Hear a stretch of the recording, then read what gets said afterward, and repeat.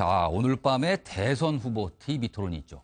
그래서 뉴스와이드 2부는 후보들이 토론에서 해명해야 할 것들을 미리 짚어보는 순서 마련했습니다. 그리고 아울러서 재판 날짜가 잡힌 박근혜 전 대통령의 근황도 살펴보겠습니다. 자, 오늘도 네 분 모시고 진행하겠습니다. 네, 안녕하세요. 자, 첫 번째 주제는 이겁니다. 박근혜 전 대통령 사저 매각, 최순실과 경제 공동체 드디어 해제인가? 저희가 이렇게 잡아봤는데 먼저 백 변호사. 네. 사실은 이 경제 공동체 논란이 꽤 시끄러웠습니다. 지금까지 끌고 오고 있고요. 그런데 지난주 금요일인가요? 재판 과정에서 이 부분이 다시 한번 또 강조가 됐다면서요. 사실 이 경제 공동체라는 단어 자체를 이제 특검에서 쓰고 있지는 않습니다. 그러니까 쉽게 말하면, 그러니까 뇌물을 박근혜 전 대통령이 직접 받지 않고 이익을 최순실이 취했거나 아니면 재단이 취했는데, 이 최순실과 박근혜 전 대통령이 이익을 공유할 정도의 긴밀한 관계인가를 확인하는 과정에서 이제 여러 가지 내용들이 나오는 건데요. 일단 뭐 삼성동자택 과거에 매입한 게 임선희 씨하고 최순실 씨가 매입을 해줬다라는 게 일단 옛날에 나왔던 얘기잖아요. 근데 이번에 이재용 부회장의 공판에서는 이런 내용들이 추가가 됐습니다.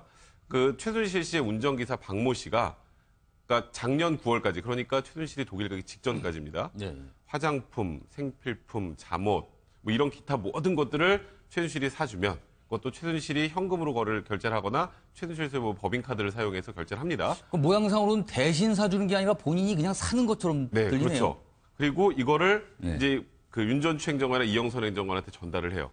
그럼 이 둘이 가져다 줬는데 그러면 쉽게 말해서 박 전 대통령이 내 거 좀 사다 줘 해서 이렇게 이쪽에 돈을 준 게 아니라 모든 건 결제는 최순실 쪽에서 다 하고 이 물건은 그냥 청와대로 들어갔다. 정황상으로는 그렇게 보이는 거예요. 그러니까 사실상 최순실 씨와 박 전 대통령의 경제 공동체, 그러니까 경제적으로 긴밀한 관계, 정서적 유대 관계 여러 가지 표현이 나옵니다. 그런 표현들을 쓸 만큼 둘이 밀접한 이익을 공유하는 관계였다라는 취재 내용이 이번에 공판에 새로 공개된 겁니다. 특검 쪽이 제시한 증거기 때문에 뭐 이제 반론도 분명히 있겠습니다만 정황상으로 보면은 박 전 대통령과 최순실 씨가 뭔가 같은 돈을 그냥 쓰는 느낌, 이런 정황이라고 지금 얘기가 나오고 있습니다. 자, 안기옥 변호사.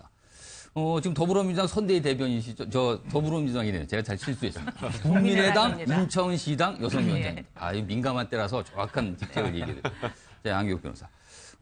그렇다면은 특검, 그리고 뭐 검찰도 사실 뭐 경제 공동체라는 말은 쓰지 않지만 이거에 대한 입증에 굉장히 주력하는 모양새거든요. 그렇죠, 예. 이게 왜 이렇게 중요한 겁니까? 일단 뭐 여기서는 뭐 사실관계가 이렇고 저렇고 하는 거 그거보다도 그거를 바탕으로 해서 이분들이 함께 공범으로 죄를 저질렀느냐 아니냐 그거를 밝히기 위한 이제 입증 자료로 쓰이는 거죠. 그러니까 우리 국민 여러분들이 쉽게 이해하시면 이렇습니다.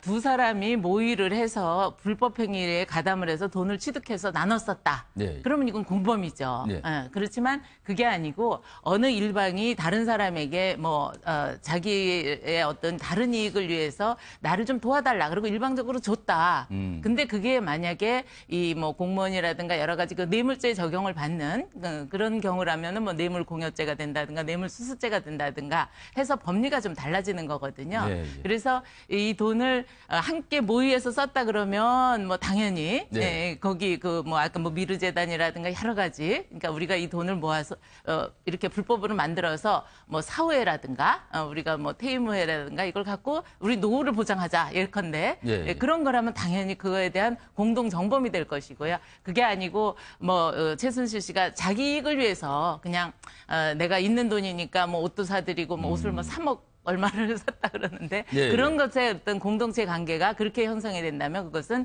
일방적으로 준 거기 때문에 그것은 뇌물죄가 될 수 있다. 그러니까 제가 좀 쉽게 말씀드리면 돈이 한 주머니다, 그러니까 둘 다 사실상 한 주머니다 그러면 그걸 경제 공동체라는 표현을 보통 쓰고 그러면 공무원이, 그러니까 박 전 대통령은 지금 한 푼도 돈을 받지 않았다는 입장이잖아요. 받지 않았어도 최순실이 돈을 받은 게 뇌물죄가 될 수 있는 거예요. 최순실은 원래 뇌물죄 주체가 안 되잖아요. 일반인이니까. 그렇죠. 일반인이니까. 박 전 대통령이 하나도 안 받았지만 사실상 박 전 대통령이 받은 거와 동일한 효과가 있다. 그게 이제 쉽게 말해서 정유라에게 지원됐던 그 승마와 삼성에서 지원된 승마 부분이고요. 미르재단과 K스포츠재단은 박 전 대통령은 거기랑 관련 없다고 하시잖아요. 근데 이제 특검에서 바라보는 건 재단도 사실상 공동으로 운영을 하고 있었고 퇴임 후에도 공동으로 운영할 만한 여러 가지 정황 증거들이 있다. 그러니까 사실상 둘은 하나다. 뭐 그런 취지로 지금 이제 특검에 주장을 하고 있는 겁니다. 이게 그런 깊은 의미가 있어도 이게 재판, 공판 과정에서 굉장히 다툼의 여지가 있었겠군요. 제가 한마디 드려볼까요? 전 참 씁쓸해요. 사실은 경제 공동체라는 얘기 얼마나 사실은 우리 머릿속에 떠올리게 하는 건 굉장히 거대한 구조 아닙니까? 그렇죠. 경제적인 큰 이득을 뭐 도모하기 위해서. 공동체라는 단어까지 하니까 굉장히 뭐 그런데 경제 겁니다. 공동체를 얘기하면서 화장품, 옷까지, 잠옷 사준 것까지 얘기를 하고 물론 미르재단이나 무슨 K스포츠 같은 재단의 공동 운영을 위한 준비 작업도 했다고 하지만 입증된 것은 없고. 예. 그죠? 뇌물죄를 설명하기 위한 수단으로서 경제 공동체를 얘기했는데 제가 알기로는 이게 법적 용어는 아닙니다. 네. 그리고 이것이 경제 공동체라고 얘기한다고 하더라도 법적으로 무슨 구속력이 있는 건 아닐 거예요. 다만 뇌물죄가 이렇기 때문에 성립하는 것 아니냐는 정황 증거를 설명하는 데 사용될 예, 예. 텐데 저는 전직 대통령이 구속이 된 상황에서 이런 정도의 그 화장품 잠옷 얘기까지 꺼내면서 이렇게 끌고 들어가는 것 참 씁쓸합니다. 좀 구차하고. 제가 볼 때는 이런 문제는 사실은 개인적인 친분 관계를 더 설명하는 것 아닐까. 아무리 대통령이 좀 전직 대통령이 밉기도 하고 속상하기도 하지만 이런 정도의 문제를 가지고 잡범 수준으로 끌어내리려고 하는 이 경우 전 좀 안타깝고요. 재판 과정에서 제가 뭐 강조합니다만 뇌물죄 부분은 굉장히 좀 다퉈질 만한 소지가 있습니다. 그런 것 그래서, 같습니다. 크게 좀 봐줘야지. 작게 나타나는 이런저런 문제를 가지고 지금 또 시비하는 것은 저는 그거 참 씁쓸해요. 저희 하나만 제가 예, 말씀드리면 예. 뭐 이 정도 가지고 그냥 경제 공동체니까 둘이 뇌물죄가 성립한다고 하는 건 제가 봐도 좀 어찌 보면은 치졸한 단서에 예, 예. 불과할 수도 있겠지만 이거는 수많은 이 최순실과 박 전 대통령의 관계를 밝히는 것 중에 하나의 그 수많은 정황 증거 중에 하나일 뿐이고 제가 보기엔 이제 이 부분이 공개가 되니까 좀 이런 표현 쓰기 뭐하지만 뭐 좀 시청자들이 보기에 좀 흥미롭고 좀 그런 소재라다 보니까 이게 방송에 나와서 그렇지 실제로 특검에서 내놓은 여러 가지 이 양자의 정서적 공동체, 경제적 공동체, 쉽게 말해서 뇌물죄 공범으로 입증할 만한 여러 정황 증거들은 굉장히 많습니다. 이걸로만 하는 건 아니니까요. 이걸 뭐 치부를 밝힌다라기보다 여러 정황 증거 중에 하나 진술조서 공개한 게 나왔다 이 정도만 보시면 될 것 같아요. 알겠습니다. 시청자분께서는 뭐 판단하시겠죠. 양쪽 얘기를 저희가 다 들려드렸습니다. 자, 그런데 이 와중에 경제 공동체 논란이 계속 있었다라고 저희가 먼저 얘기를 깔았습니다. 그 와중에 박근혜 전 대통령이 삼성동 사저를 매각을 했습니다. 지난주에 아주 이 얘기가 떠들썩했었는데 강남구에 있는 삼성동 사저를 67억 원 정도의 매각을 팔았고요. 그러니까 팔았고 그 돈 중에 일부인 28억으로 서초동 내곡동에 있는 집을 샀습니다. 자, 그러니까 35억 정도의 차익이 남은 겁니다. 자, 이 상황이 지난주에 있었는데, 자, 여기서 궁금한 것이 삼성동 자택을 팔고 내곡동 이사를 갔습니다. 우선 첫째, 네 분께 제가 공통 질문 좀 드릴게요. 박근혜 전 대통령은 이 시점에서 왜 사저를 매각했을까요? 지금 본인이 구치소에 들어가 있어도 굳이 거기에 살고 있지도 않습니다. 통상적이라면 그냥 유지해도 될 것 같은데, 그리고 모든 어떤 사건이 매듭이 됐나 왜 혈종을 하는데 본인도 없는 상태에서 사저 매각을 굉장히 서두른 듯한 인상이 분명히 있습니다. 이 부분은 그래서 좀 궁금한데 왜 매각을 했을까? 자, 오늘도 발언을 안 하셨으니까 박수현 민주당 선대위 대변인. 그렇습니다. 자, 먼저 말씀하시죠. 저도 이 뉴스를 보고 좀 깜짝 놀라면서 들었던 생각이 변호사 비용이 좀 급하셨구나 이런 생각이 변호사 비용? 들었습니다. 우선은. 사실 그동안에 이제 이 국정농단과 관련된 사람들이 그 재판 과정의 변호사를 보면 우리 김기춘 전 비서실장이 무려 19명의 변호사를 지금 선임하고 있고요. 그다음에 김종 전 차관이 13명, 조준선 장관은 그래요, 8명, 맞아요. 최순실 4명 이렇게 되어 있는데 박근혜 대통령은 전부 그 해촉을 하고 좀 2명밖에 남지 않았지 않습니까? 전직 대통령인데 너무 네. 변호인단이 빈약해요. 그렇습니다. 그런데 사실은 그동안에 이 부실 변호 논란에 관해서 유영하 변호사에게만 500만 원 정도의 선임료를 주고 나머지는 거의 무료 변론을 했기 때문에 그런 것 아니냐라고 하는 일각의 지적도 있었던 건 사실이거든요. 그리고 사실 이 과정에서 보면 굉장히 그 경륜이 많은 어떤 변호사를 접촉을 했는데 이제 거절을 했다라고 하고 사실은 새로운 변호사를 선임하려고 하는 의지들은 정황 보이고 있고 그러면서 어쨌든 많은 비용이 필요한 것인데 앵커께서 잠시 전에 지적하신 대로 지금 구속돼 있기 때문에 바로 들어가 살 것도 아닌데 바로 급하게 매각을 했다. 또 시세보다 사실 10억 정도 싸게 매각했다. 싸게 내놨다고 해요. 그랬던 급한 돈이 필요한 것이었던데 아마 그것이 이제 일부에서는 뭐 경호상의 이유, 삼성동 자택은 주변에 높은 건물이 있어가지고 사실 경호상에 굉장히 좀 허점이 있다. 또 주변에 굉장히 공개가 되어 있기 때문에 박근혜 전 대통령이 커튼을 치고 살 수밖에 없다. 뭐 이런 것들이 생활상의 불편 이런 것들이 있죠. 그런 것들 이야기하지만 그렇다 하더라도 지금 현재 구속되어 있는 상황에서 급하게 이렇게 집을 시가보다 싸게 매각하는 이유에 대한 설명은 급한 돈이 필요한 것인데 그것이 변호사를 선임하기 위한 그런 데 들어갈 돈이 아닌가 이렇게 해석하는 것이 맞지 않나 보여요. 일단 박수현 대변인께서는 변호사를 쓸 돈이 필요해서라고 이유를 했는데. 자, 백 변호사는 어떻게 보세요? 저는 정반대입니다. 반대면 변호사 뭔가요? 비용하고 상관이 없는 게요. 네. 저는 왜냐하면 이게 그 매매 계약이 체결된 날짜가 3월 28일이에요. 그렇죠. 그러면 영장 실질심사 2, 3일 전입니다. 예. 그럼 매매 계약이 체결된 날 집 내놓고 매매 계약하지 않잖아요. 그 전에 최소한 일주일에서 열흘 전에는 집을 내놓고 뭔가 협상 과정이 있었다는 거죠. 최소한 그보다 더 길었을 수도 예, 있고요. 예. 그러면 첫 번째로 생각할 수 있는 건 박 전 대통령 구속을 전혀 예상하지 못했다. 매매 계약은 그때 체결이 됐으니까 집을 내놓은 시점은 뭐 박 전 대통령의 표현으로 구속할 뭐 영장 청구 자체를 예상을 못하고 굉장히 충격받았다는 얘기가 나왔었잖아요. 그럼 어떻게 보면 사실 박근혜 전 대통령이 청와대를 떠나기 전부터 네, 그렇죠. 집에 그랬을 대한 가능성이 어떤 고려를 굉장히 했을 높아요. 것이다라는 왜냐하면 게 있네요. 그 청와대에서 나오기 전에 제일 먼저 제기됐던 게 삼성동 경호동을 새로 뭐 임대할 것도 전혀 없고 그리고 박 전 대통령의 자택을 제외하고 주변이 다 높습니다. 거기가 다 그렇죠. 개발돼서 맞아요. 위에서 그렇습니다. 다 보여요. 그거는 그래요. 경호상으로도 굉장히 그 안에 경호 인력도 제대로 배치하기 힘든 상황에서 경호도 어렵죠. 거기다가 들어가는 입구 되게 좁잖아요. 그 탄핵되고 박 전 대통령이 자택으로 돌아갈 때 그 박 전 대통령을 지지하는 분들이 나와서 또 박 전 대통령이 영장 청구될 때까지 계속 거의 지켰잖아요. 그 주변의 주민들의 불만도 굉장히 컸습니다. 그러니까 그런 부분은 다 예상이 됐던 부분들이었기 때문에 집을 빨리 내놨던 거 하나 하고 변호사 비용을 제가 왜 아니라고 생각을 하냐면 박 전 대통령의 변호사들은 돈을 받고 하는 게 아니에요. 사실상. 자기들이 받을 수 있는 돈을 받고 하는 게 아니라 그냥 박 전 대통령, 그 전직 대통령에 대한 어찌 보면 로열티나 충성도나 아니면 뭐 존경심이나 이런 부분들로 보통 이제 변론이 진행이 되기 때문에 뭐 유영하 변호사도 일각에서 한 500만 원 정도 받았다는 건 실비도 안 됩니다. 네, 예. 유영하 변호사 하는 거에 비하면. 그러니까 그런 거보다는 지금 우리가 계속 얘기하고 있는 경제 공동체, 내 집은 내가 팔 수도 있다. 이런 이미지도 보여줄 수 있고요. 거기다 아까 말씀드린 경호상의 여러 가지 문제점들을 고려해서 애시당초 처음부터 청와대 나오기 직전부터 이 부분은 진행이 되고 있었다. 그러니까 이후에 뭔가 다른 말씀하셨던 것처럼 급히 변호사 비용이 필요했다라거나 그런 부분은 보다는 다른 이유가 더 크지 않나 생각합니다. 이것도 뭐 듣고 보니 또 그럴 수도 있을 것 같습니다. 저도 자, 박성규 전 대변인께서는 매각 이유가 뭐라고 생각이 드세요? 매각은 할 수밖에 없는 상황이에요. 할 수밖에 없었다. 왜냐하면은 전직 대통령 예우에 관한 법률이 있습니다. 거기 보면은 대통령직을 물러나더라도 경호를 받고 그리고 비서진의 보좌를 받을 수 있도록 돼 있어요. 그렇죠. 상당 기간 동안. 근데 경호를 받고 비서진의 보좌를 받는 것이 출퇴근하면서 받는 것이 아니라 그 공간에서 같이 기거를 해야 돼요. 삼성동 자택에는 그럴 만한 공간이 없어요. 공간이 없기 때문에 전직 대통령이 왜 보호를 받아야 하는 것은 한동안 대한민국의 모든 것을 책임졌던 입장에서 국가적으로는 보호해야 할 책임이 있고 보호가 돼야 할 인물이기 그렇죠. 때문에 그렇거든요. 그것은 잘못했건 잘했건 관계없는 문제입니다. 예. 그렇기 때문에 옮길 수밖에 없는 조건이었고 지금 백 변호사 말씀하셨듯이 삼성동 자택은 그런 면에서 보면 뭐 전직 대통령이 보호받을 수 없는 조건이에요. 최악의 조건이에요. 높은 건물들의 보호도 안 될 뿐더러 같이 기거할 수 있는 공간도 존재하지 않고. 그래 이제 도곡동으로 옮겨가신 거 아니에요? 옮겼다는 거 아니에요? 내곡동. 내곡동입니다. 예. 내곡동인데 내곡동 그러면 기억하시죠? 이명박 대통령도 내곡동으로 가려고 하다가 못 가셨어요. 결국엔 터까지 계약을 해놓고 그 사저터하고 한 500m 정도 떨어졌다고 멀지 해요? 않다고 들었습니다. 멀지 않다고 들었는데 왜 내곡동이냐? 네. 내곡동은 아시다시피 서울 강남에서 굉장히 가까운 지역이에요. 가까운 지역이지만은 굉장히 가까우면서 많은 사람들이 살지는 않아요.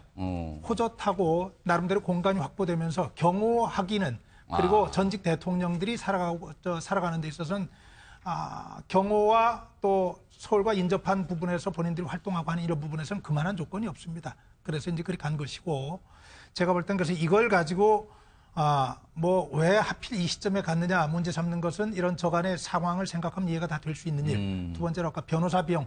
우리 박수현 전 의원 변호사 비용이 급했을 것이다 하셨는데 그 또한 저는 박근혜 전 대통령을 참 궁핍하게 만드는 아주 안쓰럽게 만드는 또 그런 얘기인 것 같아요. 유영하 변호사가 500만 원을 받았는지 다른 변호사가 얼마를 받았는데 제시를 받았는데 돈이 적다고 거절했는지 이런저런 루머들이 있는데 그것도 참 누구도 알 수 없는 얘기고 치졸한 얘기들이에요. 지금 백 변호사 얘기하셨듯이 전직 대통령이라 함은 과거에 그래도 같은 정부에서 정부를 구성하고 있을 때 일했던 많은 법조 전문가들이 있습니다. 그런 분들이 사실은 돈과 관계없이 같이 나서주고 뭐 가령 잘못했다고 할지라도 그 부분에서 같이 적극적으로 변호하는 것이 인지상정이거든요. 제가 박근혜 대통령을 안타깝게 생각하는 것 중에 하나는 같이 일했던 많은 분들 중에서 그렇게 나서는 분들이 별로 없다는 거예요. 그런 분들이 없다는 거예요. 구한다고 맘먹으면 뭐 구하지 못할 이유는 없겠지만 돈 문제만은 아니라고 생각하고요. 그것이 좀 가슴 아픈 일입니다. 안기욱 변호사는 어떻게 보세요? 그야말로 그 사람의 속마음을 여기서 다 읽어내려고 하니까 여러 가지 의견이 있습니다만 네. 저는 모든 게 전부 종합적으로 개입이 되지 않았나 싶습니다. 그러니까 뭐 경호는 당연히 문제가 되는 것이고요. 그 다음에 그 뭐 팔린 시점도 뭐 영장이 아직 발부되기도 전에 이미 팔은 거기 때문에 그게 뭐 꼭 구속에 염두를 둬서 한 것 같지는 않고요. 더군다나 지금 뭐 그 변호사 비용도 사실 뭐 이런 얘기까지 전직 대통령한테 하는 게 구차스러운 거는 저도 동일하게 느끼긴 네. 합니다만 아무튼 그동안의 그 부실 변론에 관한 얘기 물론 이제 충성도에 의해서 하는 게 더 적극적일 수도 있으나 또 어찌 보면 그거보다 더 그 법리 싸움이라든가 이런 거에서 더한 분들을 또 뭐 수임할 수도 있는 거거든요. 그래서 그럴 때는 또 당연히 변호사 비용도 들어갈 것이고 아무튼 여러 가지 재반 사정이 된 것 같은데요. 근데 그 이사 가시는 그 내곡동 거기가 그 신소미 씨가 살던 배우 신소미 씨가 살던 집이라 그러는데 뭐 나오는 거 보니까 아주 한적하고 집도 이쁘고 그래서 오히려 뭐 지금 집을 뭐 70억짜리, 80억짜리로 보유하고 있는 것보다는 오히려 더 그쪽이 사는 환경적으로 더 나아서 그쪽으로 갔을 수도 있겠다. 비용도 저렴하고. 물론 남는 비용 갖고 뭐 어디다 쓰는가는 본인이 알아서 하실 거지. 예, 그것까지 추측하는 거는 좀 그런데요. 알겠습니다. 여러 가지가 좀 종합되어 있는 것 같습니다. 저희가 이 주제를 다룬 이유는 사실 삼성동 사저를 사들일 때 그때 매입을 할 때 최순실 씨 모녀가 적극적으로 개입했다는 걸 좀 알려져 있거든요. 그거에 반해서 지금 최순실 씨 모녀가 어떤 영향력을 행사할 수 없는 상황에서 박근혜 전 대통령이 수감된 상태에서 집이 매각이 됐다. 자, 그럼 그때하고 어떤 상황이 달라요? 그래서 저희가 경제 공동체란 이런 논란 얘기를 좀 꺼내면서 이걸 달아봤는데 역시나 뭐 이렇게 딱히 풀리지는 않습니다. 자, 아무튼 그건 그렇고요. 집을 팔았으니까 사실 또 집을 누가 샀는지가 궁금하지 않을 수 없습니다. 그래서 저희가 영상으로 좀 준비를 했는데 집산 분의 목소리 그리고 삼성동 사저 인근의 상인의 목소리 동시에 들어보겠습니다. 시중가보다는 10% 싸다고 그래서 그냥 뭐 한 겁니다. 보니까 리스크도 좀 있는 것 같던데 저하고는 전혀 관계없는 거고. 평화지 뭐 그럼 여기가 다 얼마나 시끄러웠어 그동안. 자, 이 삼성동 사저를 매입한 분이 바로 홍성열 마리오 아울렛 회장이라고 그러는데 자, 이분은 누굽니까? 저기 그 가산 디지털 단지 쪽에요. 굉장히 큰 패션 아울렛이 하나 있어요. 거기가 이제 마리오 아울렛인데 거기에 회장으로 있는 분이거든요. 사업가시군요. 네, 사업가입니다. 그러니까 이 집을 누가 샀을까 해서 굉장히 의견이 분분했어요. 그래서 이 홍성열 씨가 혹시 뭐 박지만 이지 회장이랑 알아서 산 게 아니냐. 너 둘의 친분 관계 때문이다. 뭐 이런 얘기가 나는데 홍성열 회장은 박지만 회장과 일면식도 없다라고 밝혔고 오로지 이 부분은 내가 사업적으로 봤을 때 투자 가치가 있어서 구매를 한 것이다. 뭐 아까 말씀하셨던 것처럼 67억 5천만 원에 샀는데 이 실제 지금 원래 거래가로 하면 70억이 좀 넘는답니다. 그러니까 최소한 금매로 나와서 몇 억 정도를 싸게 살 수 있었다는 점에서 이분이 이거는 어쨌건 사업가니까 향후에 여기를 투자하려고 하나 보다라고 했는데 홍성열 회장이 다시 팔아야겠다는 얘기가 나올 정도로 너무 관심을 많이 받아서 좀 부담스럽다라는 얘기가 나오고 있고요. 근데 이게 좀 특이한 거는 홍성열 회장이 2015년에 그 전두환 전 대통령 아들 전재국 씨 소유의 허브빌리지도 또 이분이 매입을 했어요. 그러니까 또 어떤 분들은 뭐 전직 대통령 관련된 땅만 이렇게 사는 거 아니냐라고 또 보시는 분들도 그러네요. 있더라고요. 또 공교롭게. 근데 공교로운 건 그 두 개가 또 전직 대통령 관련된 모이지만 또 더 공교로운 건 둘 다 금매입니다. 그러니까 그런 면에서 보면 이게 전직 대통령 거를 사는 거에 방점을 둘 게 아니라 사업가의 관점으로 보면 지금 현재 조금 싸게 사지만 앞으로 투자 가치가 있는 곳 이런 판단으로 샀다고 봐주는 게 좋지 않을까 그러니까 싶네요. 싸서 투자 가치가 있어서 한 건지 아니면 뭐 전직 대통령 관련된 관심사 때문에 우연히 겹치면 사실 뭐 규칙처럼 되기도 하는데 그런 건지는 모르겠습니다. 아무튼 뭐 이 얘기는 조금 아까 우리 박성규 선생님께서 말씀하시기는 좀 너무 좀 치졸할 수도 있다 해서 여기까지 마무리하겠습니다. 뭐 더 들어가면 민망합니다. 사실 뭐 시청자분께서도 또 불편하신 분도 있을 것 같아요. 이 주제는 이 정도에서 마무리하겠습니다. 자, 두 번째 순서인데요. 예고해드렸듯이 세 번째 TV 토론이 오늘 밤에 있지요. 그래서 대선 후보들이 해명해야 할 문제들이 꽤 있는데 이거 본격적으로 다뤄보겠습니다. 먼저요. 문재인 더불어민주당 후보부터 갑니다. 최근에 굉장히 시끄럽습니다. 송민순 회고록 그리고 이은 송민순 문건 파문 때문인데 그 논란의 시발점은 지난번에 있었던 2차 TV 토론이었습니다. 그 당시 문재인 후보가 어떤 해명을 했는지 한번 들어보겠습니다. 작년 10월에는 기억이 안 난다 이렇게 하시다가 지난 13일 토론에서는 제가 6번을 물었는데 먼저 물어본 적이 없다 이렇게 사실이 아니다라고 말씀하셨어요. 그런데 2월 9일에 JTBC에서 하는 썰전에서는 문 후보님 말로 국정원을 통해서 북한에게 물어봤다 이렇게 말씀하셨거든요. 국정원을 통해서 북한이 어떤 태도를 취할지 파악을 해봤다는 것이죠. 북한에 물어보는 것이 아니라. 지금 문 후보가 거짓말하고 있는지 아닌지는 청와대 회의록을 보면 됩니다. 그 회의록 한번 보자고 공개할 용의 없습니까? 그 회의록이 네. 외교부, 국방부, 통일부, 국정원에 있을 것입니다. 네네. 예, 뭐 지금 그 회의록 보면 지금 정부에서 확인해 보시죠. 아니, 분명히 말씀드리건데 11월 16일 대통령 주재 회의에서 기권 방침이 결정됐습니다. 북한에 물어볼 이유도 없습니다. 지난번 대선 때 엘리넬과 같은 제2의 북한 공작 그것으로 선거를 이렇게 또 좌우하려는 그런 저는 비열한 새로운 색깔론 북한 공작이라고 그렇게 봅니다. 자, 지금 보신 토론의 모습은 지난 19일 KBS 주최 토론의 모습이었습니다. 참고해 주시기 바라고요. 자, 그런데 이렇게 해명을 했지만 그 위에도 논란은 끊이지 않고 있어요. 그렇다면 당사자들은 당시 상황을 좀 어떻게 얘기하고 있을까요? 당사자 중에 한 명인 송민순 전 장관은 문재인 후보와는 좀 다른 주장을 하고 있는데 저희도 이 목소리 좀 준비했습니다. 이거 들어보겠습니다. 기권을 결정했는데 북한에 통보는 왜 하고 그다음에 기권에 대한 결정을 북한이 그렇게 반응합니까? 지금 와서는 사실관계를 다 호도를 하고 부인을 하기 때문에 진실성에 관한 문제라고 봅니다. 북한이 칼자루를 쥐고 우리가 칼끝을 쥐고 잡고 앉아서 남북대화가 될 수는 없어요. 자, 그런가 하면은 바른정당 하태경 의원은 또 다른 당사자죠. 김만복 전 국가정보원장의 녹취록을 공개를 했습니다. 녹취록 속에 김만복 전 원장 뭐라고 하는지 들어보겠습니다. 묻는 것도 통보도 내가 했는데, 문장도 내가 만들었고, 남북 채널을 통해서 확인을 해보자, 물어보는 게 아니고, 북한이 우리가 찬성해도 괜찮은지 확인해보자라고 내가 얘기를 했고, 찬성 분위기를 한번 던져봤죠. 찬성 분위기를. 기권에는 변화가 없는데 우리가 기권하는 건 이미 결정인데 송 장관이 하도 그 짓을 해서 핵도 아닌 얘기 해서 슬쩍 한번 통보를 해봤죠. 북한의 반응을 떠나서. 예. 확인 대상이 북한 당국일 경우 빠져나갈 방법이 없으니까 국정원의 정보망이라고 둘러댔던 것인데 김 전 원장의 증언으로 거짓말이 들통난 것입니다. 자, 지금 당사자들의 이야기를 연속해서 쭉 들어봤습니다. 자, 오늘 나오신 패널 네 분께 제가 좀 질문을 좀 드릴게요.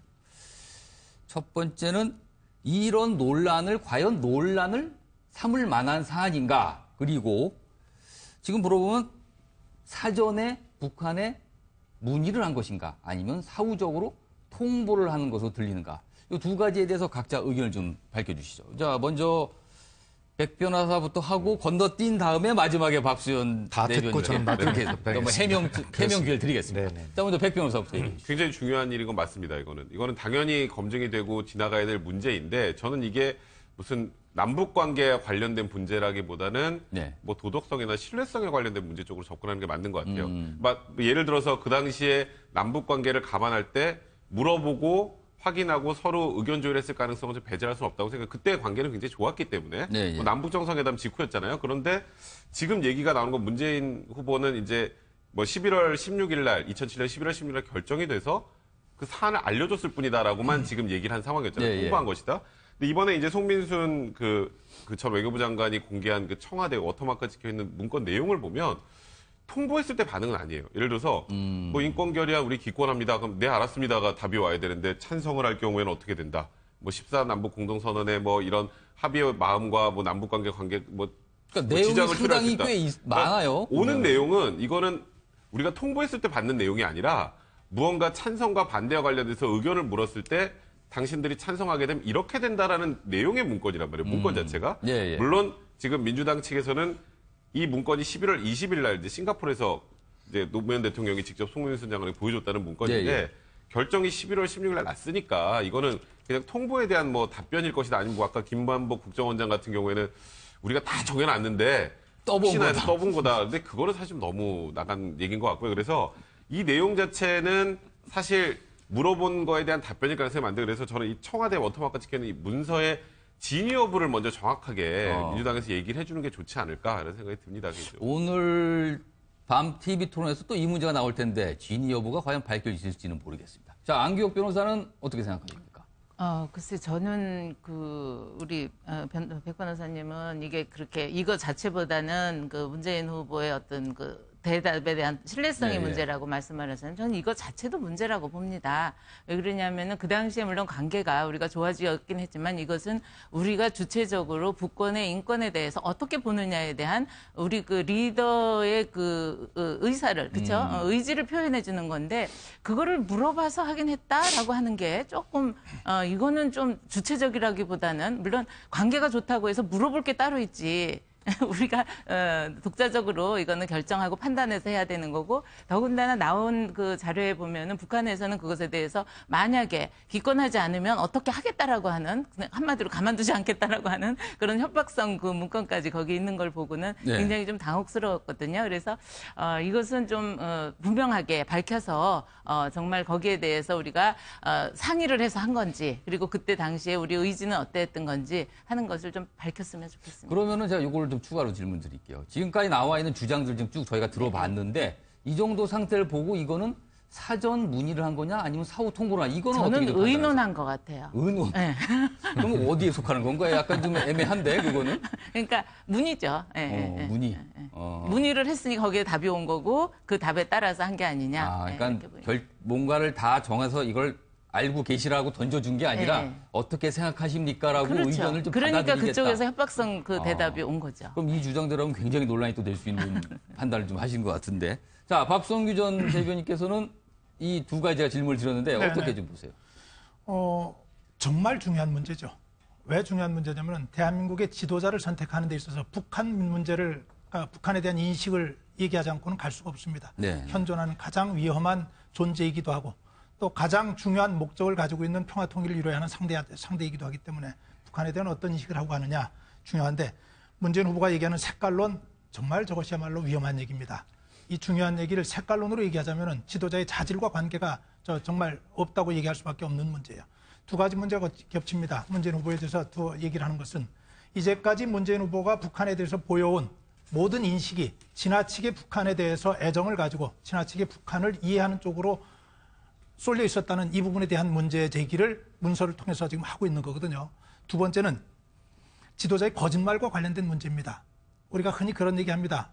워터게이트 사건에서 닉슨이 물러날 수밖에 없었던 것은 워터게이트라고 하는 도청 사건 자체보다도 그 문제를 덮으려고 국민을 호도하고 거짓말을 하는 일관된 과정에서 보여준 국민의 신뢰를 잃어버린 문제다. 이렇게 얘기를 하는데 두 가지 문제를 지금 문재인 후보는 다 가지고 있고요.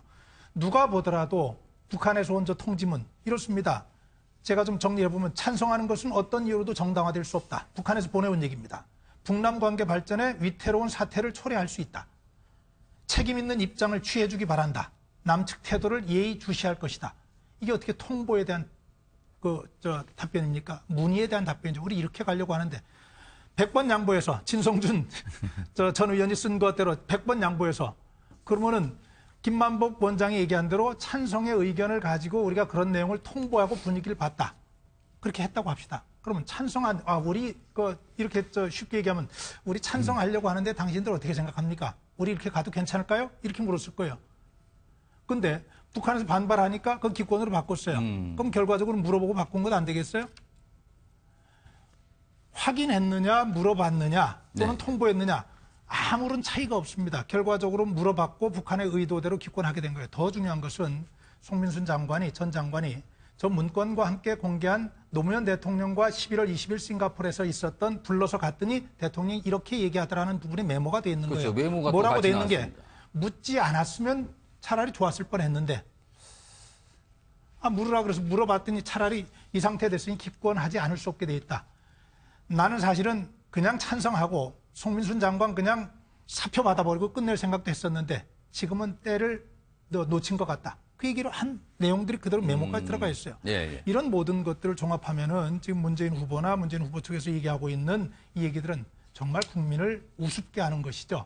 이해력이 부족한 아무 전후관계 저런 문제를 보고도 전후관계를 생각하지 못하는 바보라고 생각하거나 그래서 제가 다시 한번 강조를 합니다. 이 문제는 북한에 대한 인식과 관련된 하나의 중요한 문제고 두 번째는 지도자의 정직성과 관련된 문제입니다. 그냥 넘어갈 수 없는 문제입니다. 자, 지금 세 분 얘기를 들었는데 다들 논란을 삼을 만하다. 그리고 이거는 봤을 때 약간 사전 문의의 성향이 강하다. 이런 점을 세 분이 공통적으로 말씀하셨는데 자, 더불어민주당 네. 선대위 대변인 박수현 대변인께서 좀 해명을 해 주시죠. 예, 뭐 세 분 말씀 잘 들었습니다. 들었는데 결과적으로 들으면서 느끼는 것은 뭐 저도 혹시 그런 측면이 있겠지만 내가 하고 싶은 것, 보고 싶은 것만 보고 주장을 하시는구나 하는 생각을 지울 수가 없습니다.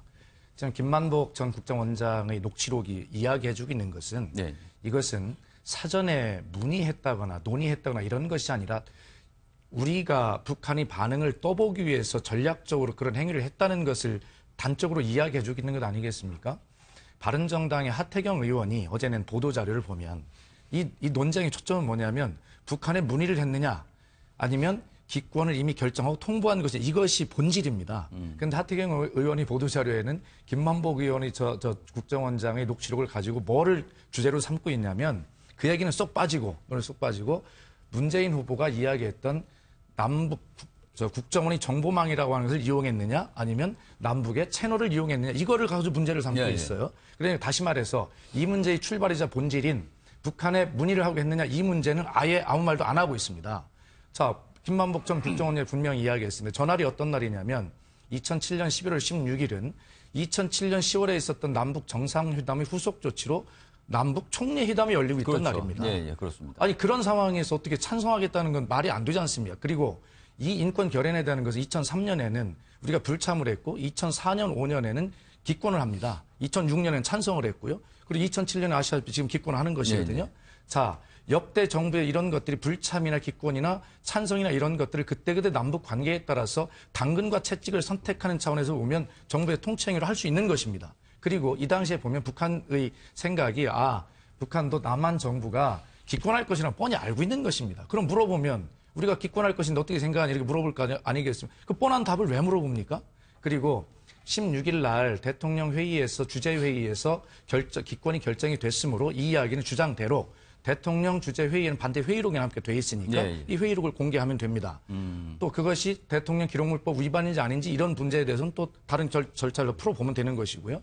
또 북한과 예를 어떤 것을 문의했는지라고 하는 것은 북한과 주고받은 통지문이 있을 것 아니겠습니까? 자, 그거 공개하면 된다는 것입니다.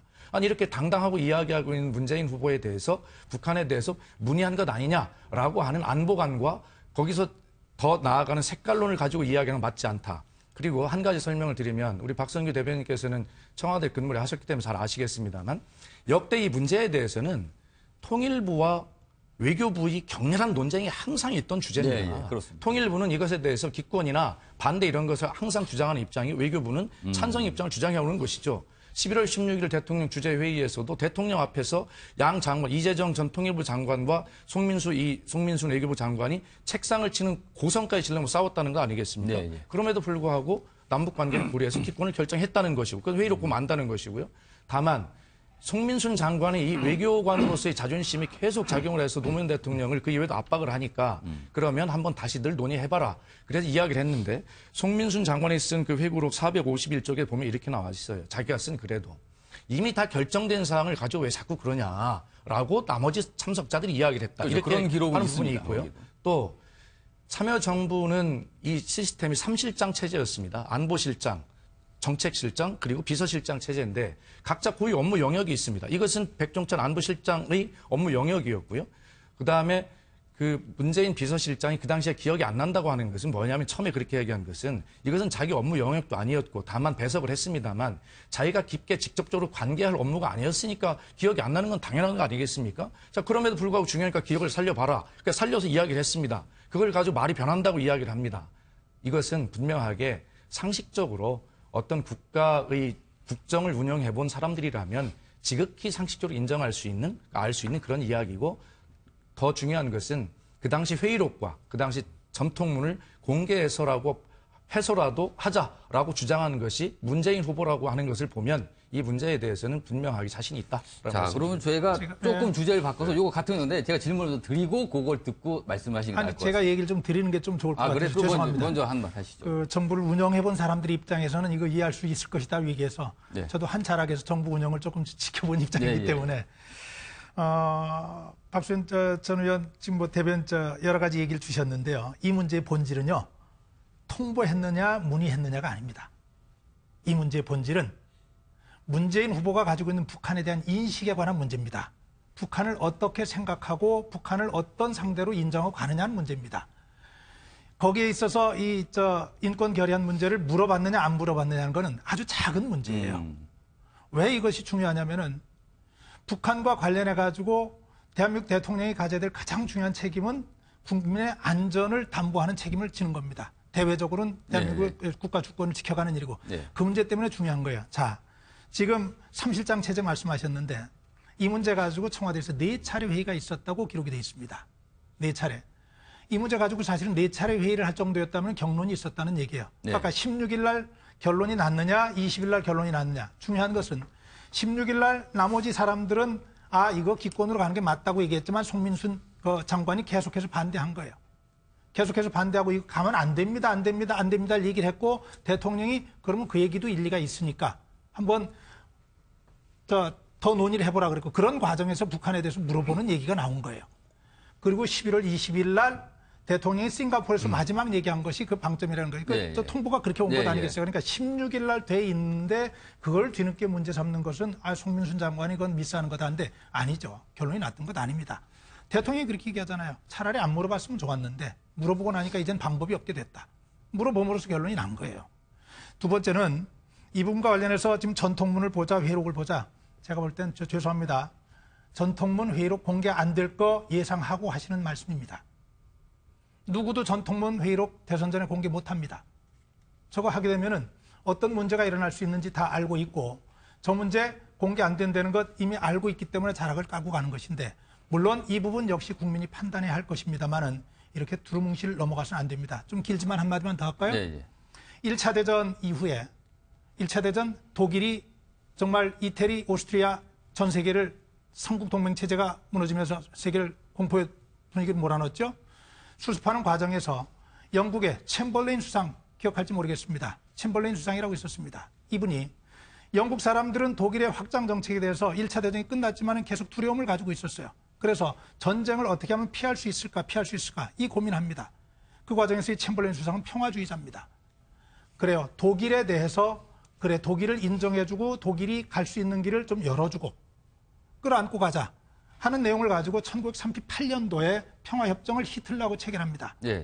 협정을 체결하고 영국으로 돌아선 우리 국민들이요. 이제는 전쟁 걱정 안 해도 괜찮습니다. 우리 젊은이들 이제 군대 갈 필요 없습니다. 걱정 안 해도 되겠습니다.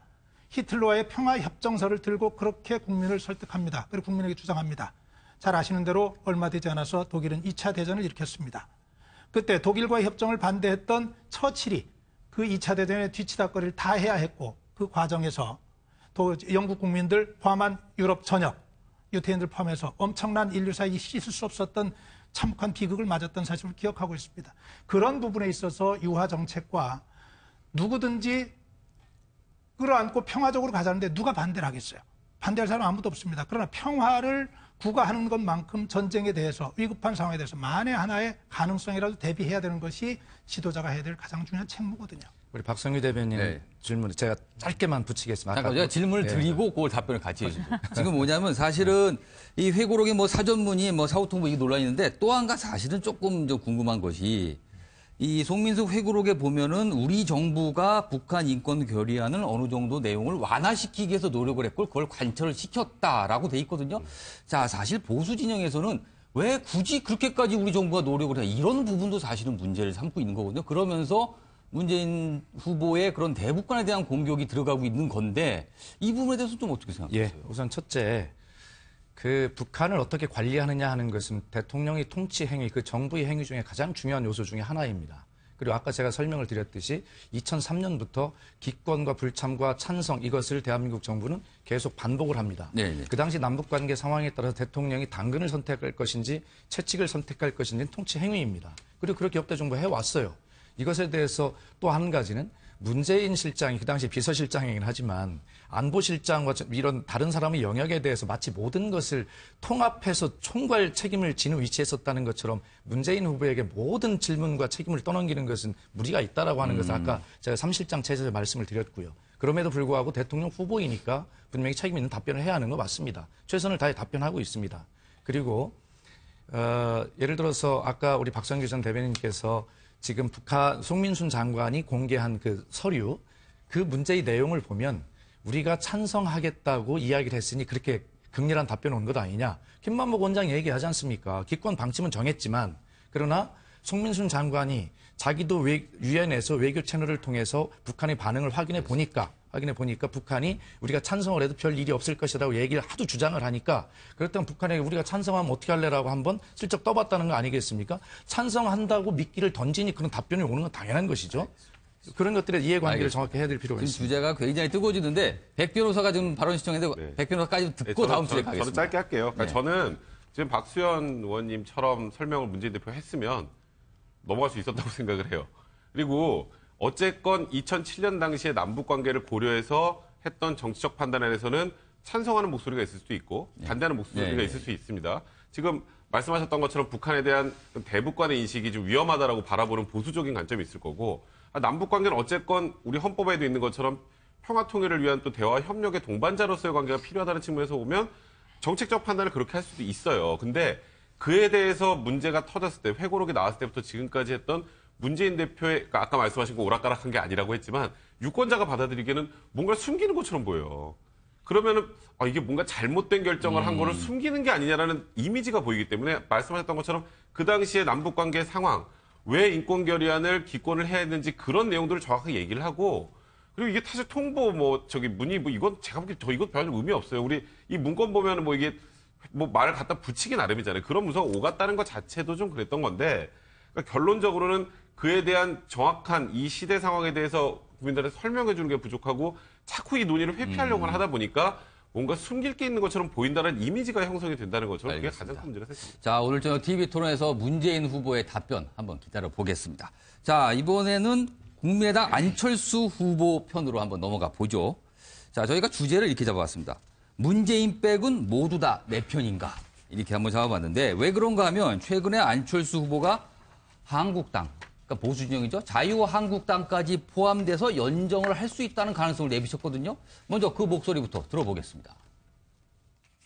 지금 서로 경쟁하고 있는 사람이라고 할지라도 능력이 있는 사람 같으면 그 사람 등용해서 쓰겠습니다. 다음 정권은 꼭 그래야 대한민국의 중요한 문제들 해결할 수 있습니다. 자, 지금 들어보셨는데 사실 그동안 안철수 후보는 한국당에 대해서 굉장히 비판적이었습니다. 거의 적폐 세력 이렇게 규정했었는데 저 발언을 보면은 끌어안을 수 있다, 같이 갈 수 있다 이런 느낌이 확 들거든요. 그래서 일각에서는 이게 보수 코스프레 아니냐 이런 지적이 나오는데 자, 네 분 패널께 질문 드릴게요.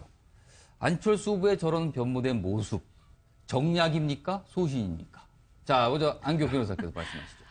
저는 변모됐다고는 전혀 보지를 않고요. 바뀐 건 아닌가요? 예, 바뀐 게 아닌 이유가 안철수 후보는 처음부터 이 협치, 통합을 우리의 하나의 슬로건으로 내세웠습니다. 네, 네. 지금 이게 무슨 지금 선거를 앞두고 무슨 뭐라 그러죠? 통합을 하는 이런 취지가 아니고 정권을 잡고 나서 그 정권을 유지해 나감에 있어서 우리가 어떻게 인재들을 우리가 모아서 하느냐. 그래서 이거는 처음부터 끝까지 일관된 말씀이고요.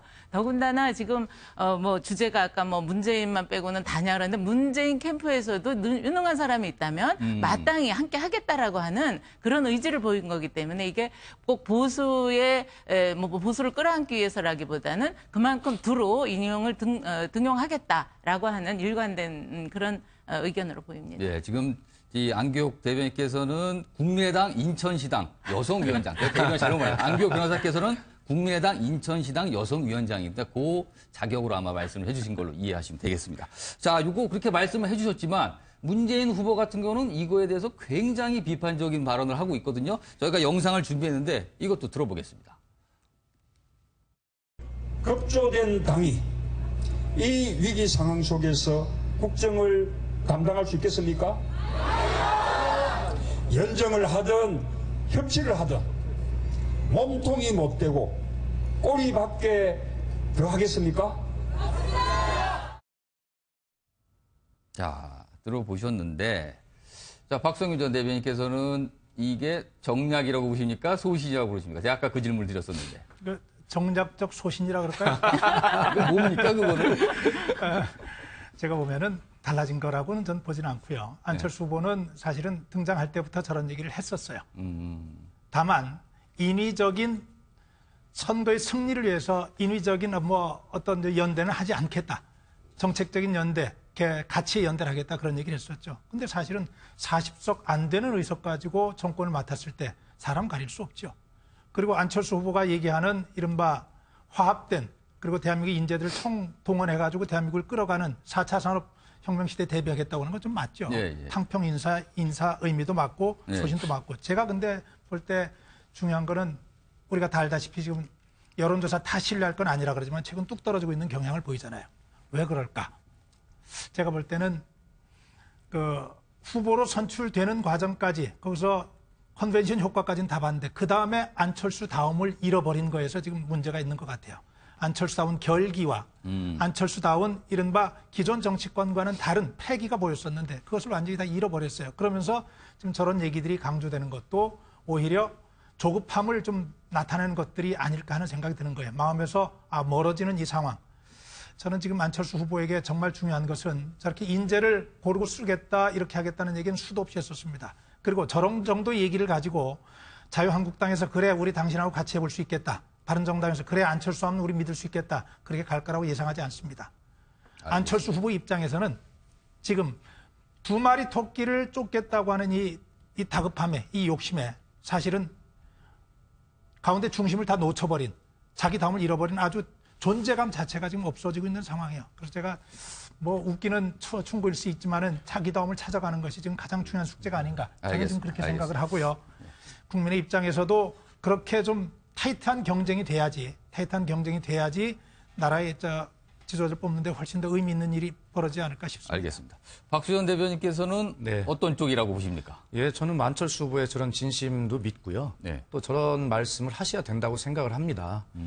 지금까지 안철수 후보가 가졌던 적폐청산과 이런 것들 강조해서 변했다가 말씀을 두고 하시던데 네. 그것이 아니고 당연히 그 시기에는 그것이 강조되는 시기고 지금은 대통령 선출을 이제 불과 10여일 앞둔 상황에서 이 적폐청산을 하기 위해서라도 어떻게 이 원내 사당 체제 더구나 40석도 채 안 되는 이 작은 미니 정당을 가지고 대통령이 된다면 이런 협치나 이런 것들을 탕평을 하지 않고 어떻게 정부를 이끌겠는가라고 하는 실질적 고민이 있을 것입니다. 또 그런 국민의 의구심을 해소시켜줄 답변이라고 생각을 합니다. 네. 다만 문제는 저것이 이제 국민들께서 어떻게 받아들이시냐가 문제입니다. 지금까지 안철수 후보가 지금 지지율이 좀 떨어지고 있는 이유는 호남과 영남을 다 아우르겠다. 또 보수와 진보를 다 아우르겠다라고 하는 그런 어떤 선거 전략상 보면 과정상 예. 그렇기 때문에 정체성에 항상 문제가 있다는 지적을 받으면서 양쪽에 다 지지율이 빠지는 이런 현상을 우리 박성규 대변인께서 지적을 하셨습니다. 그렇게 보이고 있지 않습니까? 예. 이것은 후보가 아무리 진심을 이야기해도 받아들이는 국민이 정략적이고 어떤 그렇게 받아들인다면 거기에서 여론조사 나타나는 것인데 그런 부분들까지도 감안해서 후보가 국민을 설득할 수 있다면 정말 그 지도자감이고 그렇게 될 수 있는 것이죠. 이 문제는 저는 그 안철수 후보의 저런 발언이 시기적절하고 또 예를 들어 할 수 있는 이야기지만 그러나 또 진심도 믿습니다만 그러나 그것을 국민이 어떻게 받아들이는가 하는 문제 오로지 후보가 감내할 몫입니다. 지금 보면은 문재인 아까 후보 저희가 영상을 봤는데 굉장히 이제 비판적인데 박수현 대변인은 그래도 좀 덜 비판적으로 좀 약간 들리네요. 제가 더 노련한 것 같지 않습니다. 앞에 하면서 마지막은 비판하는 것입니다. 자, 백 변호사는 어떻게 생각하세요? 소신만은 아니다. 뭐 그 말이 제일 맞는 것 같아요. 그러니까 안철수 후보를 요즘에 이런 표현을 씁니다. 시중에서 갓기도 후보. 갓기도? 보수 같기도 하고 진보 같기도 하고 햇볕 정책 찬성하는 것 같기도 하고 반대하는 것 같기도 하고 사드도 옛날에 반대했는데 지금 찬성하고 그러니까 진짜가 뭐야? 그러니까 이제 지금 이제 국민들이 바라보는 아까 말씀하셨던 안철수 후보의 첫 시험대예요. 그러니까 진보로 대변되는 호남 지역에서도 많이 표를 얻어야 되고 그리고 지금 또 어쨌건 반문재인 정서를 활용해서 티켓에서도 많이 또 표를 얻어야 되고 그러니까 일반 유권자들이 보기에 어울리지 않는 두 개의 얘기가 같이 들려요. 그러니까 도대체 중심이 뭐지? 그러니까 물론 말씀하셨던 것처럼 지금 국민의당이 어쨌건 40석밖에 없는 정당이기 때문에 협치를 안 하면 대통령이 되고 나를 끌고 가는 게 불가능하죠. 그래서 안철수 후보는 지금 여기서 선거공학적 연대는 없지만 나중에는 협치를 하겠다고 하는데 토론회를 보면서 느꼈던 이제 2차에서는 조금 여유가 생기셨습니다만 1차에서는 문재인 후보가 굉장히 적대적으로 보였고 홍준표 후보가 얘기하는데 고개 획 돌리는 그 여러 번 장면이 보게 됐습니다. 과연 안철수 후보가 저렇게 여유가 없는 상황에서 나중에 정말 지금 여기서 연대하고 안 하고 문제가 아니라 협치가 가능할까? 홍준표 후보가 이런 질문하잖아요. 우리 당이랑은 못할 것 같고 그럼 저기랑 합치겠네 이런 표현을 쓰는 얘기가 나오는데 그게 딱 지금 근데 안철수 후보 거기서 고개를 획하게 돌려버립니다. 근데 그게 이제 홍준표 후보나 이제 다른 후보들이 그동안에 어찌 보면 검증의 대상에 오르지 않았던 안철수 후보를 집중 포괄하기 시작하는 거거든요. 제가 말한 아까 그 갓기도 후보라는 거, 그 옛날에 코미디 프로 있었잖아요. 이거 같기도 하고 저거 같기도 하다고. 갓기도 이미지가 없어져야 진짜 안철수의 모습을 보여줘야 지금보다 지금 약간 주춤하고 있는 이 지지율이 다시 반등할 수 있다. 이게 계속 헷갈리면 이제 중도나 좀 보수층에 있는 분들이 그게 너무 애매한데라고 해서 부동층으로 빠질 가능성이 굉장히 많다는 생각이 듭니다. 자, 안기혁 변호사께 해명 기회를 드리겠습니다. 지금 뭐 갓기도 후보로까지 표현이 등장을 했어요. 뭔지 모르겠다. 자, 어떻게 보세요? 우리가 그동안 너무 그 양당 체제에 익숙해 있는 것 같아요. 그러니까 보수냐 진보냐 이런 프레임에 딱 가둬놓고 지금의 이 선거 상황도 보니까 자꾸 그런 표현들을 쓰시는 것 같이. 세 분들은 너무 이 프레임에 갇혀갖고 지금 이 선거를 보고 계시다. 이런 지적 같은데요. 네, 그게 좀 마음이 아파요. 왜 그러냐면은 우리가 이 다당제에 대한 이런 경험을 해보질 못했지 않습니까? 그러니까 불과 1년 만에 뭐 40석 밖에라 그러지만 저는 40석 이나. 그리고 정당 지지율은 더불어보다도 훨씬 높은 그런 훨씬까지는 아니지만 아무튼 높은 그런 정당 지지를 입은 게 이제 우리가 얻은 게 작년이었습니다. 이제 자리를 잡아가고 정말 다당제로 우리 국민의 여러 그런 이익을 대변하는 정당으로 거듭나는 그런 정당의 후보기 때문에 마땅히 여러 이익을 대변하다 보니까 지금 우리 백 변호사님 말씀하신 것처럼 뭐 갓기도라고 하는 표현을 쓰는데 그거는 갓기도가 아니고 그만큼 포용력과 협치와 그런 것을 보여주는 단어라고 그렇게 보입니다. 자, 지금 해명을 굉장히 상세하게 해주시긴 했는데 시청자분께서는 여러분께서는 어떻게든 봐야지 모르겠는데 이 문제도 한번 좀 짚고 가겠습니다. 먼저 이 세 분께 질문을 드리고요. 그리고 마지막에 역시 우리 안기혁 변호사가 이 해명을 해주면 좋겠는데 안철수 후보가 문재인 후보 보란 듯이 북한은 주적이다. 그리고 그 다음 날은 적이 맞다. 이렇게 얘기했어요. 적이라는 거는 곧 우리가 뭔가 이 무찔러된 대상인데 반면에 TV 토론에서는 햇볕 정책 계승 여부에 대해서 이거 북한과 관련된 겁니다. 애매모호한 답변으로 일관해서 도대체 무슨 자세가 있는 건지 입장이 뭔지 좀 그렇다는 지적이 끊임없이 나오고 있는데 2차 TV 토론 당시 안철수 후보의 발언 저희가 영상을 준비했습니다. 보시겠습니다. 햇볕 정책을 개선하십니까? 안 후보님? 그것도 역시 지금 공과 과가 있습니다. 그리고 지금은 아니 햇볕 정책을 본인이 개선하십니까? 100% 그대로 다 옳거나 100% 다 아니거나 그런 건 없습니다. 그럼 어떻습니까? 그중에서 DJ의 햇볕 정책을 개선하시겠습니까? 그중에서 저는 대화를 통해서 평화를 해결하는 그 방향에 대해서는 동의합니다. 단 지금 현재는 대북 제재 국면 아닙니까? 그러면 우리가 대북 제재를 왜 하는가를 따져봐야 됩니다. 한 체제가 붕괴된 적이 없습니다. 제재만을 통해서. 그러면 우리가 하는 이유가 제재의 끝에 있는 협상 테이블을 만들기 위함입니다. 우리가 원하는 시기에 원하는 조건의 협상 테이블을 만들고자 함인데 그것을 위해서는 지금 강력한 제재와 병행해서 적절한 시기에 대화를 하는 것이 우리가 원하는 협상 테이블을 만들 수 있다는 그 말씀입니다. 네. 자, 지금 시청자분께서 다 들어보셨는데 생각이 모호한 걸까요? 아니면 생각은 분명히 있는데 답변 자체가 좀 모호한 걸까요? 어떤지 시청자분께서 좀 판단했으면 좋겠는데 자, 먼저 박수현 대변인께서는 이 햇볕 정책과 관련된 그리고 주적이라고 분명히 말한 상황 이 두 가지가 공존을 하고 있는데 어떻게 보십니까? 예, 앞서서도 저희가 토론을 했습니다만 안철수 후보의 어떤 그 선거 공학적 전략상 호남도 아우려야 되겠고 영남도 잡아야 되겠고 보수도 잡아야 되겠고 진보도 잡아야 되겠고 하는 이 양손에 떡을 들고 어떻게 해야 될지를 모르는 그 애매모호한 태도가 지금 계속 비판을 받고 있는 것이고 그것이 지금 안철수 후보의 지지율에 상당한 영향을 미치고 있다 우리가 그렇게 분석하고 있지 않습니까? 지금 답변에서 여실히 그런 것들이 이제 보여지고 있는 것이죠. 네. 뭐 저것은 안철수 후보가 선택한 전략적 선거적 공학적 전략이니까 그것을 가지고 옳다 그러다 뭐 제가 비판할 수는 없습니다만 역시 제 답변은 국민이 그것을 평가하실 것이다 이렇게 보는 것이고요. 다만 여기 지금 인터뷰에는 나오지 않았습니다만 전할 분명하게 그 이후에 안철수 후보가 하신 말씀을 보면 우리나라 국방백서에 주적이라고 돼 있다는 표현을 근거를 분명히 밝히는데 우리 국방백서에는 주적이라는 표현이 없습니다.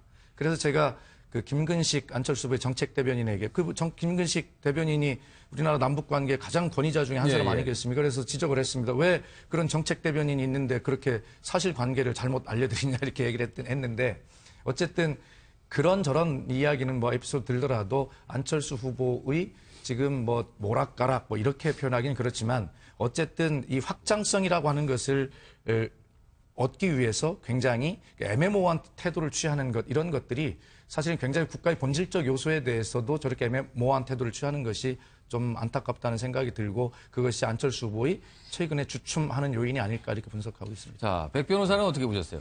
그러니까 제가 아까 각기도 후보라는 표현을 썼잖아요. 저는 지금 안철수 후보를 비판하기 위해서 제가 이 말씀을 드리는 게 아니라 왜 이럴 수밖에 없는지는 뭐 아마 뭐 그 관련돼서 보시는 분들 다 이해가 되긴 할 텐데 이제 일반 대중들 유권자들이 바라볼 때는 이제 좀 모호하고 애매하고 어떻게 할지 잘 모르는 것처럼 보인단 말이죠.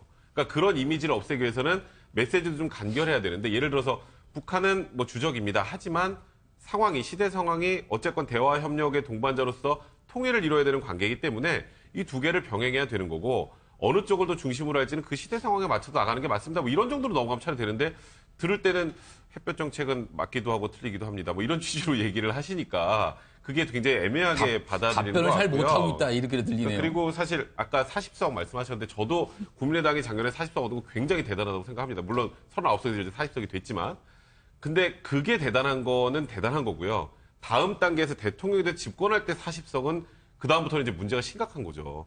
이 40석을 가지고 그냥 국정을 끌고 가는 건 지금 우리나라 현재 국회 상황에서 불가능하기 때문에 협치 얘기를 하시는데 그래서 저는 계속 안철수 후보가 좀 더 여유 있는 모습을 토론에서 보여줬으면 좋겠다는 표현을 썼던 건 다른 후보에게 너무 적대적으로 보이는 건 그렇게 안철수 후보의 지금 앞으로의 미래에 지금 관련된 얘기를 하시는 거랑 좀 맞지가 않아요. 그 40석이 어찌 보면 엄청난 아킬레스건도 되지만 이 40석에서 확장할 수 있는 가능성, 다 포용할 수 있는 가능성을 보여주는 것.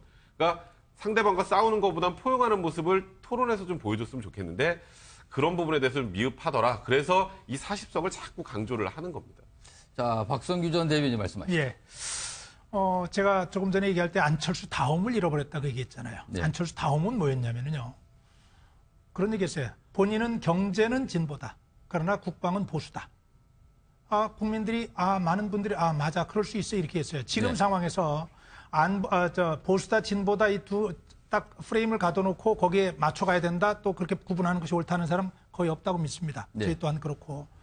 이제까지 안철수 후보가 인기를 얻어오는 과정에서는 그런 분명한 자기 소신이 있었어요. 예를 든다면 모든 정치인들이 대권주자들이 촛불 광장으로 나갔을 때도 나는 촛불에 나가는 것이 정치인이 할 일 아니라고 생각한다. 국회에서 대통령 탄핵 소추안을 결의한 다음은 국회는 정치인은 국회를 지켜야지 광장에 나가는 거 아니라고 생각한다. 네. 얘기했었고 사드에 관해서 처음에는 반대를 했지만은 중국이 압박을 가하고 북한의 압력 수위가 높아질 때 이런 상황이라면 사드 난 찬성이다 하고 돌아섰고 자기 소신을 분명하게 보여줬었단 네, 말이에요. 네. 그런데 어느 순간에 보니까 그것이 사라졌어요. 양쪽의 눈치를 쳐다보면서 할 얘기를 못해요. 저는 저 토론을 보면서 저만 답답했던 게 아니겠죠. 많은 분들이 정말 답답했을 거예요. 야, 왜 저 얘기를 저렇게 하지? 햇볕 정책? 그렇습니다. 100% 다 공과 있을 수 없죠. 저 같았으면 이렇게 얘기했을 거예요. 저도 햇볕 정책을 찬성하는 입장이었으니까 햇볕 정책에 찬성한다. 그러나 퍼주는 데만 우리가 집중을 했지 퍼줌을 통해서 북한 내부의 변화를 유도하는 데 실패했다.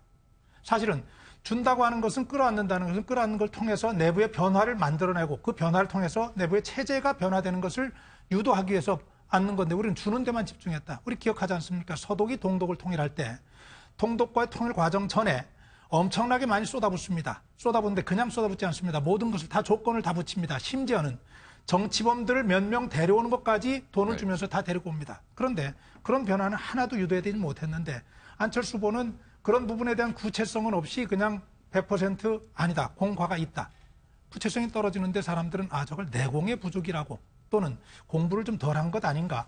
이거 정말 아까 백 변호사 얘기한 대로 이거 같기도 하고 저거 같기도 하고 알겠습니다. 이거 믿을 수 있겠나 그렇게 가는 거죠. 네, 알겠습니다. 지금 세 분들이 참 많은 조언을 해주셨는데 뭐 참고를 하는지 어떤지 모르겠습니다. 자, 안기옥 변호사가 마지막으로 해명을 해주시죠.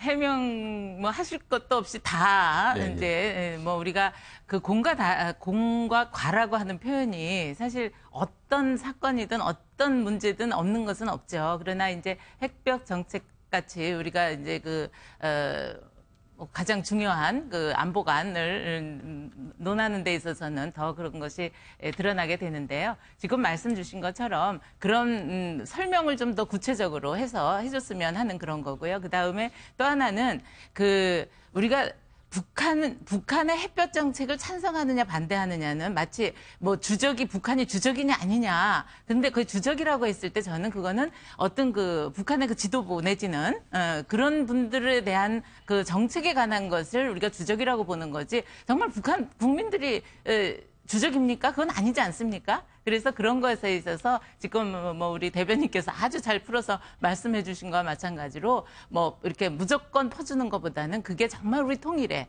도움이 되는 그런 방향으로 앞으로 정책을 마련해 갈 걸로 보이고요. 우리 백 변호사님 아까 우리 이제 안 후보님이 싹 고개 돌렸다 그러는데 1차 토론에 사실 저는 그 장면은 못 봤어요. 네. 그런데 2차 토론에 상당히 여유를 갖고 그러니까 본연의 모습을 찾아가시는 건데 이제 뭐 3차, 4차, 5차 기대해 주셔도 됩니다. 자, 추가 질문 좀 드릴게요. 안철수 후보를 보면 주적 관련해서는 굉장히 단호하게 자기 입장을 표명하는 반면 햇빛 정책은 뭔지 모르겠습니다. 솔직히 얘기하면은. 그렇다면 두 가지가 다 대북 사안인데 좀 한쪽은 단호하고 한쪽은 애매하고 이거는 좀 뭐가 안 맞는 거 아닌가요? 제가 안철수 후보한테 직접 여쭤보지는 않아서 모르겠으나 네, 제가 느낀 것은 그 주적이라고 표현은 아까 제가 말씀드린 북한의 그 지도부와 혹은 그쪽 정책에 관한 것이고 햇볕 정책에 관해서는 아까 공과 과에 관한 그런 면이 있기 때문에 그렇게 표현하신 게 아닌가. 알겠습니다. 자, 이 안철수 후보 관련된 얘기는 이 정도로 마무리해서 지금 다른 후보들 달아대니까 저희가 좀 속도를 내겠습니다. 자, 이번에는 자유한국당 후보 얘기로 넘어갑니다. 대선 후보 얘기를 하면서 이런 얘기가 거론된 것만은 사실은 입이 떡 벌어지는 사상 초유의 일이 아닌가 싶습니다. 바른정당 바로 홍준표 후보 이야기인데 자세한 얘기는 뭐 민망하니까 다 아실 테고 더 이상 거론하지 않겠습니다. 그러면 이거와 관련돼서 좀 따져볼 게 있는데 바로 홍준표 후보의 해명이거든요. 홍 후보가 자서전상으로는 이 문제 사건에 가담을 했다라고 분명히 썼습니다. 그런데 논란이 커지자 이후의 해명에는 들은 얘기다. 그리고 어제인가요? 어제 얘기는 그때 말리지 않은 건 잘못됐으니까 용서해 주십시오. 뭔가 말이 변하고 있어요. 조금씩. 자, 이 얘기 한번 따져보겠는데 자, 먼저 박수현 대변인께 공격 기회 드리겠습니다. 그렇습니까? 예. 어쨌든 이 문제는 사실 두 가지 측면에서 큰 문제가 있다고 생각합니다. 이 자서전을 쓰신 게 홍준표 후보께서 3선 국회의원일 때 쓰신 자서전입니다. 근데 거기에 아니 무슨 의도로 이걸 썼는지 그리고 더욱 놀라운 것은 검사가 되고 나서야 이것이 큰 문제가 되는 것을 알았다. 아니 대한민국의 상식을 가지고 있는 사람이라면 성인이 되기 전에도 이게 죄라는 거 모를까요? 근데 그것을 마치 무슨 큰 고백하듯이 그리고 막 그렇게 해서 뭐 이상한 느낌으로 자기는 그렇게 뭐 흐름을 썼다라고 하는데 맞지 않고 두 번째 이것이 문제가 되니까 또 들은 이야기를 자기가 전한 것뿐이다 이렇게 변명을 하던데 그게 아니고 모의했다고 한 것 아니겠습니까? 그렇게 자기가 쓰고 있는 것이고요. 그래서 저는 이런 문제가 사실은 이것이 본인이 용서해달라고는 하지만 용서해달라고 하는 그 끝에 반성은 반성으로 끝나야 되는 것이지 그 끝에 내가 유력 후보가 되긴 된 모양이다 이러면서 국민을 또 우롱하는 듯한 발언을 붙여서 어떤 사죄의 진정성마저도 지금 희화화시키고 있거든요. 그렇기 때문에 지금 이것이 대통령 후보를 사퇴하는 것이 맞냐 틀리냐라고까지 논쟁으로 지금 가고 있지 않습니까? 저는 이 문제는 분명하게 그렇게 국민을 우롱하듯이 사과하지 말고 정확하게 사죄하고 사과도 아닌 거예요. 사죄하고 그리고 나서 후보를 사퇴하는 것 심각하게 검토해야 된다 이렇게까지 생각합니다. 지금 제가 요거를 좀 말하고 그다음에 또 추가 질문 드리겠습니다. 지금 사실 여론이 들끓는 이유 중에 하나는 그 사안도 사안이지만 그 위에 홍준표 후보의 여러 가지 말이 바뀌고 있다는 것에 대한 여론에 들끓는 면이 분명히 있는 거거든요. 사실 지난 19일 KBS 수제 TV 토론에서 홍준표 후보가 거짓말 절대 안 된다 이런 식의 아주 강조하는 발언을 했었는데 그 영상 먼저 들어보겠습니다. 우선 문 후보님이 아까 지난번 토론 때도 640만 달러 노무현 대통령 뇌물 이야기를 하니까 책임지라. 내 책임지겠습니다. 사실이 아닙니다. 예, 사실이 아니면 내가 후보 사퇴하겠습니다. 사실이면 어떻게 하시겠습니까? 그리고 오늘도 또 국가보안법 폐지를 기무사령관한테 지시한 일이 있느냐? 그게 기무사령관이 2012년도 12월 신동아 보면 이게 인터뷰까지 해놨어요. 문재인 수석이 불러가지고 기무사가 나서라. 폐지에 나서라. 근데 그것도 저한테 또 책임지라고. 어떻게 토론하시는데 같은 후보끼리 그렇게 협박을 할 수가 있습니까? 나 참 어이가 없고. 나라를 이렇게 망쳐놓고 나는 참 언제까지 색깔론으로 선거 치를 겁니까? 이런 거 가지고 지도자가 될 사람은 거짓말을 하지 말아야 됩니다. 아무리 급해도 거짓말은 하지 말아야 됩니다. 자, 본인이 저렇게 말을 했는데 이후에 말이 바뀌는 걸 보고 일각에서는 거짓말을 한다라고 이제 주장을 하고 있는 거거든요. 어떻게 보면은 뭐 맞기도 하고 아니면 아니는데 뭐 시청자분들 분명히 판단하실 겁니다. 자, 여기서 네 분께 공통 질문을 드릴게요. 자, 상황이 이 정도까지 흘러왔습니다. 그렇다면 홍준표 후보에 대해서 사퇴 요구를 할 만한 것인가? 그러니까 사퇴할 만한 사안인가? 아니면 국민의 판단을 기다리는 게 적합한 것인가? 자, 만약에 사퇴할 만하다 하면 동그라미를, 아니다 하면, 그리고 국민의 판단을 기다리는 게 낫다 하면 X를 들어주십시오. 자, 지금 세 분 들었는데 세 분은 사퇴할 만한 사안이다. 그리고 한 분은 그거보다는 국민의 판단을 기다리는 게 더 낫다. 동그라미 하시려다가 마지막 X로 바꾸시죠. 자, 일단 안기혁 변호사분께서 이유를 얘기해 주시죠. 정말 굉장히 화가 나고 속이 상합니다. 최소한 대한민국의 대통령 후보가 저런 자질을 갖고 계시다는 것에 대해서 많이 실망을 했습니다. 우선 첫째는 그때가 대학생이라고 뭐 어린 시절이라는데 사실 대학생 어린 시절 아니거든요. 그것도 서울에 있는 뭐 S대 상대라고 말씀을 하시는데 그 대학생이 저런 행위에 가담을 했다는 것 자체가 첫째 실망이었고요. 둘째는 설사 그런 일이 있었다고 해도 이걸 죽을 때까지 감춰야지 어떻게 책에다 공개를 합니까? 이거는 어떤 개념이 없는 분 아니냐 이런 생각이 듭니다. 그리고 마지막으로 이런 일이 막상 터졌으면 잘못했으면 잘못했다는 걸로 끝나야지 국민에게 용서까지 강요를 하고 있다는 것에 대해서는 정말 며칠 전에 그 설거지는 여자가 하늘에서 내려준 몫이니까 하라는 거와 맥을 같이 해서 정말 이거는 여성을 하나의 인격적으로 하는 것이 아니고 그냥 당신이 필요에 의해서 함부로 해도 되는 대상으로 표현을 하는 것 같아서 정말 대통령 후보로서는 당장 사퇴를 하셔야 되지 않겠냐 싶습니다. 자, 백 변호사는 사퇴할 만한 것이다라고 하셨어요. 그러니까 사실 이 자서전을 쓸 때 2005년이죠. 2005년에 자서전에 이런 내용이 들어가도 별 문제 없을 거라고 생각하는 여성관, 그에 대한 인식, 그게 일단 가장 큰 문제라는 생각이 들고요.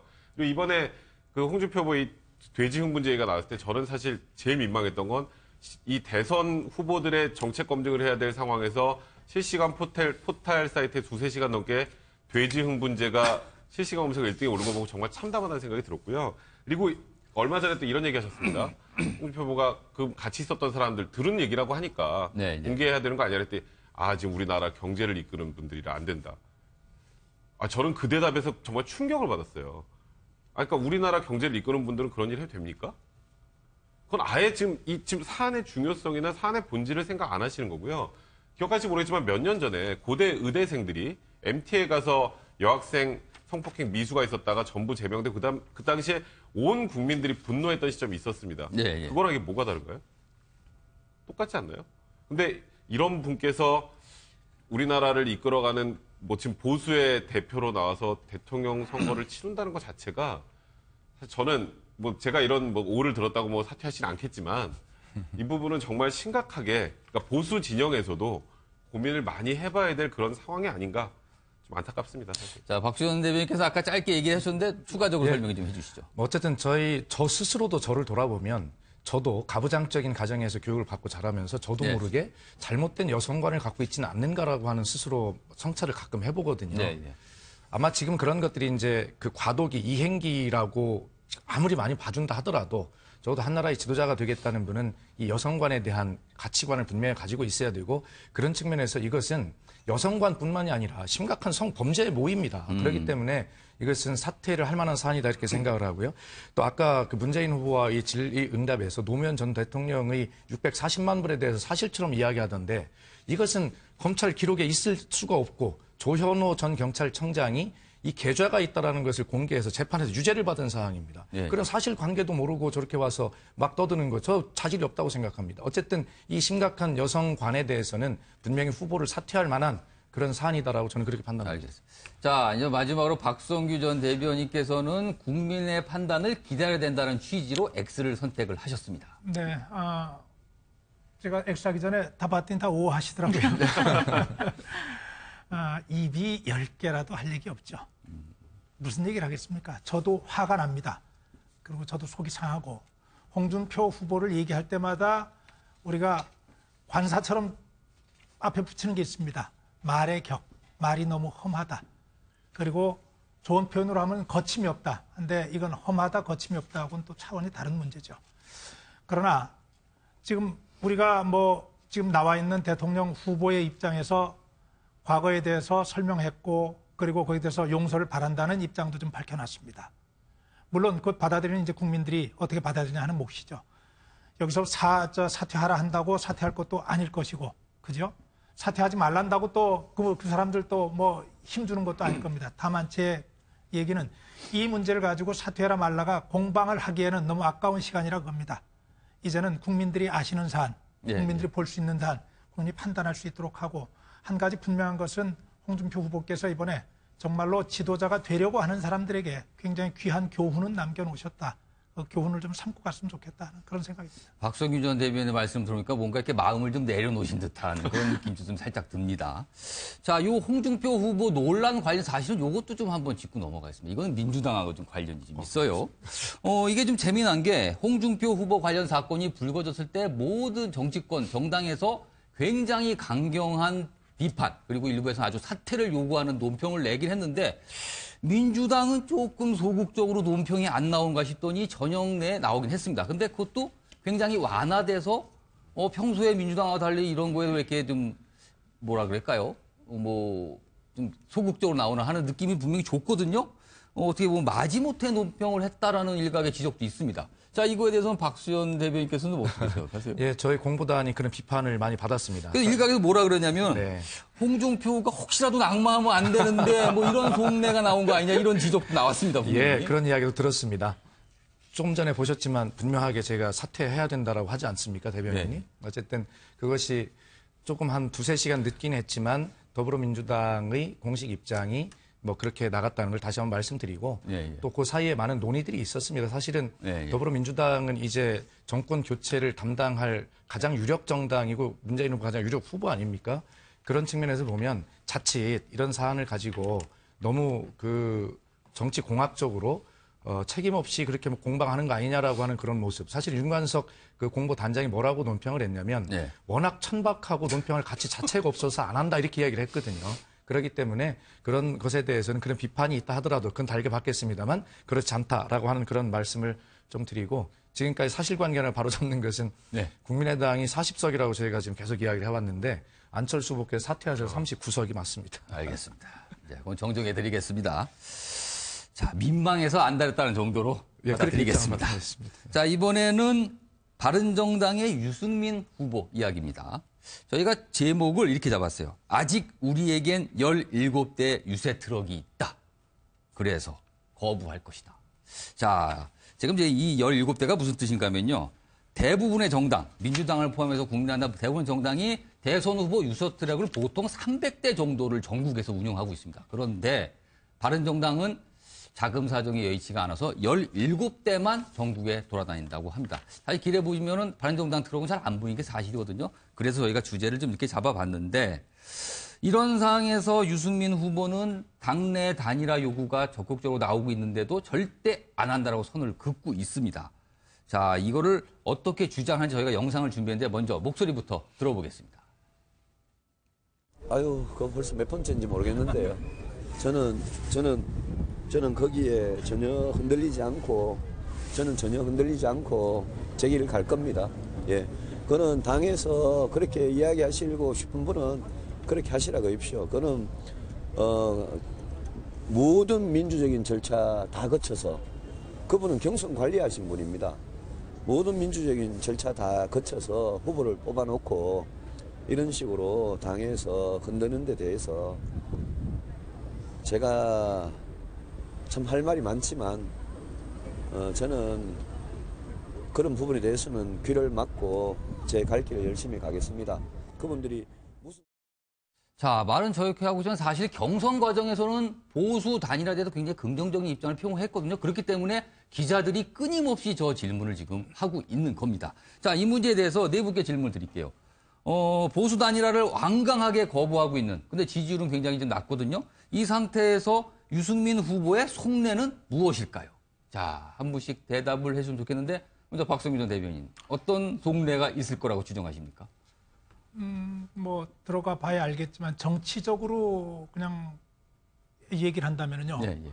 유승민 후보는 이미 대통령 후보로 나서면서 지금까지 활동을 통해서 이제까지 정치 인생 전체에 걸쳐서 이루지 못한 걸 이루고 있죠. 이른바 보수적인 성향을 가진 유권자들 사이에서는 분명하게 자기들의 입장을 대변할 수 있는 대표 가운데 한 사람으로 자리매김을 했습니다.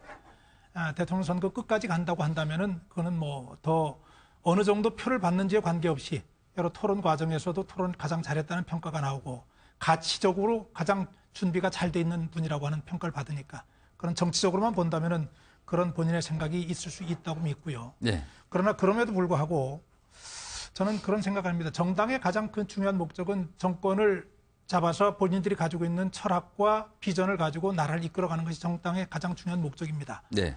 두 번째로는 그것이 불가능할 때는 차선을 선택할 수밖에 없는 게 정당이거든요. 뭐냐면은 내가 걱정하는 내 가치와 다른 쪽으로 나라가 흘러가는 것을 막기 위해서 연대를 하는 것은 그런 측면의 연대입니다. 그런 측면에서 본다면 지금 유승민 후보가 가장 강조하는 것이 안보거든요. 예. 경제 민주화도 얘기하지만 현재 상황에서 안보에 대한 걱정을 가장 많이 하고 문재인 후보에게도 그런 문제를 가장 집중적으로 얘기하는데 안보와 관련돼 가지고 대한민국을 위험한 상황으로 이끄는 상황이 이끌어진다고 하는 정말로 문재인 후보가 정말 그렇게 안보적으로 위험한 지도자가 될 걱정이라 그러면 저는 유승민 후보는 마음을 비워야 한다고 생각합니다. 왜냐하면은 그렇게 걱정되는 상황이 뻔하게 전개되는 거 보면서 내 손은 그냥 내가 가진 거 잡고 있겠다? 그건 그야말로 대를 생각지 않고 자기만 생각하는 것이죠. 그것이 바로 기자들이 보고 있는 본인이 처음에 주장했던 단일화의 주장과 지금 배치되는 것 아니냐 하는 그런 부분도 할 텐데 저는 그런 생각하는 것이죠. 늘 얘기하지만은 이번에 뭐 민망한 얘기지만은 그동안의 보수를 대변했던 이른바 우파 세력들이 정권을 잡는다고 승리한다고 하는 것은 사실은 꿈 같은 이야기고요. 물론 더 노력을 해야 되겠지만 국민이 그것 용납하기 쉽지 않을 것이지만은 그러나 마지막까지 최선을 다해서 보수 우파들이 건전한 야당으로라도 활동할 수 있는 기반은 만들어 놓는 것이 가장 중요한 일이다 이렇게 보거든요. 가장 중요한 그 일을 위해서는 이제는 소를 좀 버려야 될 때가 아닌가 그런 생각합니다. 안규혁 변호사께서는 유승민 후보의 속내는 뭐라고 읽고 계십니까? 저도 안 여쭤봐서 잘 모르긴 하겠으나 제가 지금 느끼는 거는 아마 끝까지 완주하지 않으실까 하는 생각을 그러니까 합니다. 저 정도로 완강하게 얘기해서 걷어들이기도 참 애매하거든요. 그렇다면. 그것도 그런데다가 유 후보께서 그동안 이제 새누리당의 친박 지금 패권 세력에 대해서 혐오를 느끼고 거기에 창당을 새로 했는데 그렇죠? 네. 또 지지하는 분들이 물론 지금 이제 안에서 왈가불가 말씀은 있다고는 하기는 하지만 후보 자신이 당신의 그 명분과 또 그 신보수라고 하는 것을 좀 바로잡아 보겠다. 그러니까 그동안 갇혀 있었던 데서 좀 탈피해서 정말 이 시대가 요구하는 그런 보수 세력을 다시 결집하고 그 보수의 그 안착을 위해서 하시겠다고 하는 걸 봐서는 아마 끝까지 가시지 않을까 하는 그런 생각이 듭니다. 자, 저 박수현 대변인께 질문 드릴 텐데 사실 지금 유승민 후보의 지지율이 유지가 된다라면은 득표가 굉장히 저조할 거거든요. 그렇다면은 선거 비용을 보존을 못 받을 가능성이 크고요. 그렇다면 당의 재정도 굉장히 타격을 받게 되는데 그럼에도 불구하고 단일화 요구를 거부하면서 완주설 끝까지 강하게 내고 있는 유승민 후보의 속내 뭘까요? 저는 뭐 책임과 미래다 이렇게 규정을 해보는데요. 우선 책임은 본인도 이야기했다시피 민주적 절차, 경선 과정을 거쳐서 선출된 한 정당의 대통령 후보이기 때문에 그 후보의 책임과 의무를 끝까지 다 하는 것이 맞다라는 것이고 그것이 민주정당을 지켜내는 지름길이라는 생각을 하는 것이죠. 저는 맞다고 생각합니다. 두 번째 미래는 지금 안기욱 변호사 말씀하신 대로 지금 그 새로운 보수 대선 이후에 새로운 보수를 어떻게 결집시키고 보수의 미래를 끌고 갈 것인가라고 하는 것에 대해서 지금 바른정당과 자유한국당 사이에 지금 헤게모니 다툼이 이 대선 과정에 함께 있다 이렇게 보여지는 것입니다. 그렇기 때문에 두 가지를 다 포기할 수 없는 것이죠. 그렇기 때문에 유승민 후보는 끝까지 완주를 하는 것이 맞고 본인도 그렇게 할 것이고 그렇게 할 때만 이 두 가지 측면에서 본인의 정치적 미래도 담보가 된다. 그렇기 때문에 저를 버티는 것이다 이렇게 봅니다. 백성호 변호사는 어떻게 보세요? 그러니까 지금 당내에서 나오는 얘기 뭐 여러 가지 다 들어보면 아주 간단하게 말하면 돈 때문에 사퇴하라는 거로밖에 안 들려요. 그거는 정말 최악입니다. 그런 식으로 우리 지금 야 당에 돈 부족하니까 그만해라고 하는 건 민주적 절차를 거쳐서 후보로 선출을 해놓고 그렇게 하는 건 너무 제가 보기에 좀 사실 바른정당 소속 의원들은 돈 많기로 소문난 곳 아닙니까? 그리고 이번에 굉장히 어쨌건 최소화하는 비용으로 지금 대통령 선거를 치르고 있는데 이제 문제 변수는 유승민 후보에게 지금 이런 방식으로 그냥 사퇴라라는 거는 뭐 말이 안 되는 상황인 것 같고요. 돈 때문에. 그리고 자유한국당과 연대도 지금 홍준표와 단일화 한다는 건 바른정당의 존재 의미가 사라져요. 그럼 왜 나왔습니까? 자유한국당에서? 그건 그러니까 결국은 선택지는 국민의당과 바른정당의 뭔가 후보 단일화건 연대건 아니면 뭐 지지 선언하면서 하는 사퇴건 거기에 대한 확실한 명분이 있어야 되는데 아까 말씀하셨던 것처럼 그 명분은 좀 유승민 후보 입장에서 보면 문재인 후보입니다. 그러니까 문재인 후보가 당선되는 것, 그러니까 반문연대 개념이 아니라 지금 문제가 되고 있는 그 안보관에서 문제 제기를 하면서 그래도 이쪽이 낫지 않겠느냐 정도로 하면서 만약에 이제 단일화 과정을 거치거나 뭐 연대를 하거나 한다면 그 경우에는 좀 의미가 있을 것 같아요. 근데 그러기 위해서는 유승민 후보가 흔쾌히 내려놓을 수 있을 정도의 상황은 조성이 돼야죠. 지금 같은 상황에서 그냥 그만두십시오는 정말 해서는 안 될 것이고 정말 좀 이런 평가에서 뭐좀 몹쓸 짓이라는 생각이 듭니다. 정당에서 이러는 건. 이제 그 부분은 뭐 지금 사퇴 요구가 나오는 건 바른정당 입장에서 충분히 여러 가지 의견이 나오는 건 민주적 정당이니까 당연하겠지만 지금 어쨌건 당의 후보에게 지금 선거운동을 열심히 하고 있는 후보에게 이런 얘기를 한다는 건 너무 가혹하다는 생각도 좀 드네요. 자, 박성민 전 대변인께 이 질문을 좀 드릴게요. 아까 뭐 이 안보를 중심으로 좀 뭉치할 필요가 있다라고 말씀을 하셨어요. 근데 지금 보면 안철수 후보도 그렇고 홍준표 후보도 그렇고 단일화에 대해서는 뭐 됐네, 뭐 됐다 이런 식으로 나오고 있는데 만약에 유승민 후보 스스로 그냥 사퇴를 해버리면 이거 좀 모양새가 너무 우스운 거 아닙니까? 그렇게 되지는 않죠. 그렇게 일방적으로 되지는 않고. 예. 지금 조금 전에 얘기했습니다만은 선거는 뭐 항상 최선을 목표로 합니다만은 최선이 불가능하다고 판단될 때는 차선을 선택할 수밖에 없는 선택이 문제거든요. 조금 전에 박수현 대변인 그 원칙과 뭐 미래 약속 얘기를 하셨는데 원칙 뭐 타건 이론적으로 맞는 말씀이고요. 원칙적으로도 맞는 말씀이고 또 백송 변호사 지금 돈 얘기하셨습니다만은 저는 돈 얘기뿐만은 아닐 거라고 생각을 해요. 아주 쉽게 얘기하면은 바른정당이 저렇게 선거를 해서 정말로 5%, 3% 아주 형편없는 지지를 받는다면 바른정당의 지지 기반 자체가 사라지는 거예요. 선거에서 지지를 받지 못한 국민의 지지를 받지 못한 정당이 어떻게 존재할 수 있겠어요? 그럼 유승민 후보도 죽고 바른정당도 죽습니다. 그런데 항상 우리가 타이밍 얘기하잖아요. 왜 이때, 왜 어느 시점에 결단을 내리는 것이 중요한가 하는 문제는 이 정도 지금 가치연대의 고리가 형성되어 있는, 저는 가치연대의 핵심을 지금 안보라고 얘기를 할게요. 그 안보라고 하는 것을 가지고 공통적으로 고리가 형성되어 있는 이 상태에서 결단을 내린다면 대를 위한 결단으로 그건 인정받을 수 있고요. 다음 단계도 펼쳐갈 수 있어요. 제가 볼 때는 이제까지 유승민 후보가 보여준 지금까지 과정에서 국민에게 강한 심어준 인식이나 가지고 있는 분명한 지도자로서의 철학과 원칙은 국민의 선택을 받기에 충분하다고 봅니다. 다음을 기억할 수 있죠. 그러나 여기서 그야말로 나를 고집하고 내가 가지고 있는 모든 것들 꺾지 못해서 간다고 가다 보면은 저는 바른정당이나 유승민 후보 두 사람 양쪽 모두에게 치명적일 수 있다 보고 바른정당에서 사퇴를 심각하게 고민하는 그 지도부나 의원들의 마음속에는 이게 두 가지가 같이 있을 거라고 생각을 해요. 알겠습니다. 요거 마지막 질문 같은데 박수현 대변인께 질문 드릴게요. 자, 이 상태가 쭉 진행이 돼서 대선이 끝난다면 바른정당과 유승민 후보는 향후 정치적으로 어떻게 되는 겁니까? 예, 뭐 짧게 남았지만 남은 기간 어떻게 하느냐에 따라 달려 있겠죠. 본인이 이야기했듯이 유세차가 열릴 6대가 있다. 이순신 장군이 저에게는 아직 12척의 배가 있습니다 하는 비장함 아니겠습니까? 비장하게 느껴집니다. 뭐 그렇게 잘 지켜가야 된다고 보고요. 유승민 후보의 사퇴 뭐 이런 문제에 관해서도 지금 문재인 후보의 안보관 때문에 그런 불안한 후보가 되는 것보다 다 하려면 내려놔야 된다 이런 논리도 지금 말씀하시는데 어쨌든 지금까지 선거 치르는 거 색깔론, 안보파리, 지역감정 이런 거 가지고 치렀는데 제발 이제 그런 거 그만해야 됩니다. 이제는 오늘 정치 분야의 토론회가 열리는데 지금까지 해왔던 네거티브 공방 이런 거 말고 정말 가서 정책과 비전을 가지고 토론하는 그런 어떤 새로운 모습 이대로 가야 되고 유승민 후보도 바로 그러한 새로운 모습을 끝까지 보여드리는 것이 결과적으로 본인의 정책과 비전을 국민께 보여드리는 것이고 나중에라도 본인의 미래, 바른정당의 미래를 담보할 수 있는 길이다. 저는 그렇게 믿습니다. 지금 질문이 짧게 나오는데 안기호 변호사께서는 유승민 후보의 미래를 어떻게 보세요? 뭐 다들 대답을 하셨는데 마찬가지로 저도 유승민 후보가 끝까지 완주를 하셔서 당신이 지금 그 새누리당에서 이제 다시 뭐 탈당해서 새로운 당을 창당한 그런 내용과 여러 가지를 비춰보면 끝까지 가시라고. 알겠습니다.